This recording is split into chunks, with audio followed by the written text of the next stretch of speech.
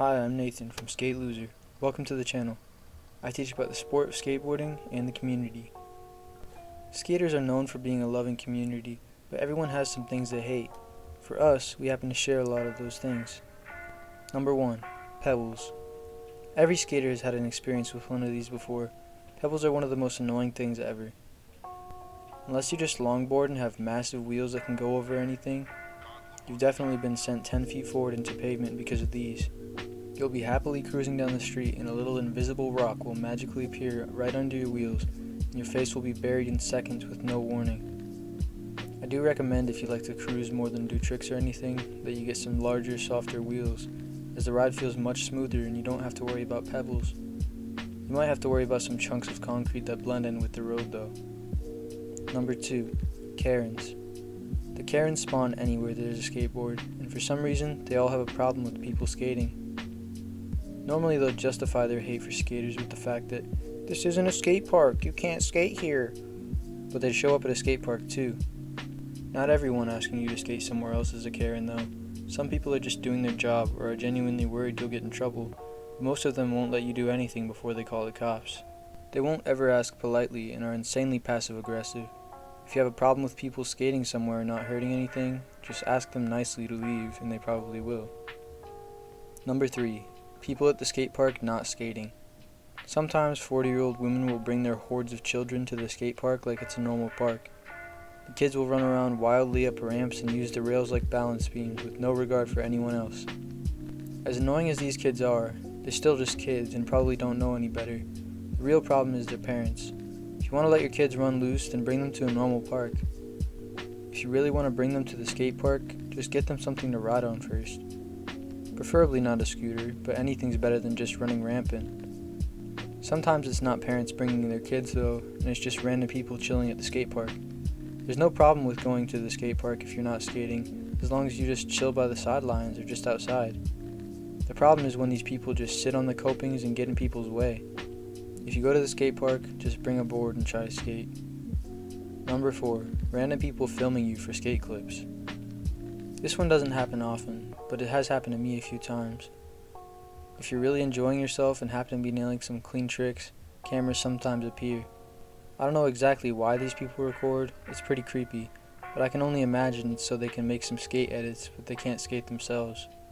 You never know if they're just recording you because they think you're really cool either though, which is flattering but really creepy. If you want to get some skate clips, you can totally ask someone to record and they'll probably say yes, or you can just skate yourself. Just don't record strangers. Number 5. Guys that ask people to do kickflips. Everyone to push 10 feet on a skateboard has dealt with this before. Sometimes it can be cool if you can actually kickflip. It's just a fun interaction. But it gets so old so fast. Normally the guys that say this just want to make you feel noticed for skating.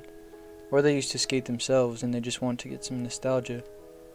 But when you can barely ollie and some 40-year-old guy pulls up next to you in his Honda Accord and asks you to do a kickflip, you have 2 options. 1. Honestly say you can't kickflip and feel embarrassed and like a poser. Or 2. Attempt to kickflip and slap your ball sack with the nose of the board.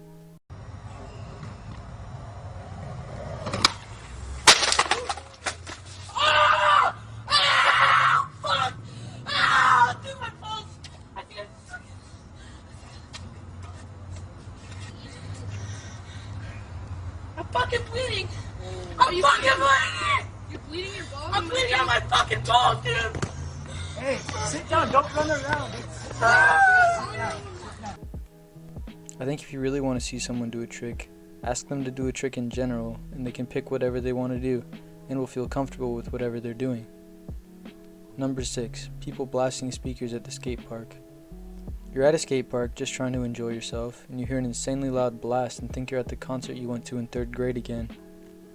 People blasting music out of their massive JBL speakers and boomboxes with no care for what anyone else might want to hear are pretty annoying. It's worst when you have both AirPods in, noise cancellation on, and you're blasting it at full volume, but you can still hear the Travis Scott playing. You can bring a speaker, just don't play it too loudly. And if you really want to blast it, at least ask everyone what they want to listen to.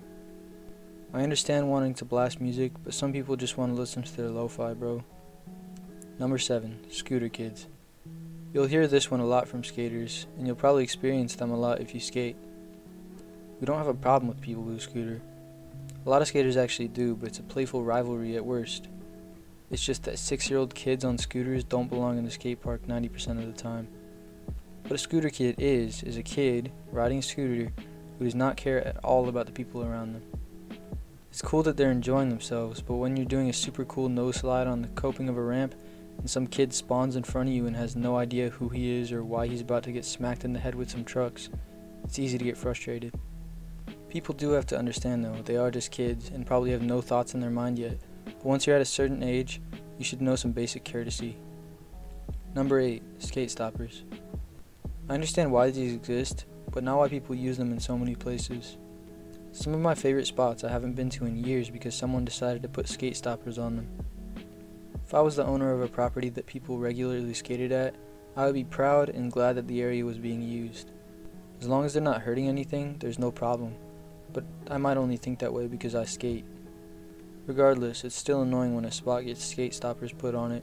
It's just sad to see potential fun being taken away. For anyone who doesn't know what skate stoppers are, they're basically little grooves on rails and benches that make it not smooth enough to grind or slide. The only way I could see these being genuinely useful is if the skaters are actively defacing or vandalizing the property, and in that case, I'd be glad there are skate stoppers almost. I hope you've gotten some kind of entertainment or information from this, even if it wasn't much. Thanks for taking your time to watch this video to the end.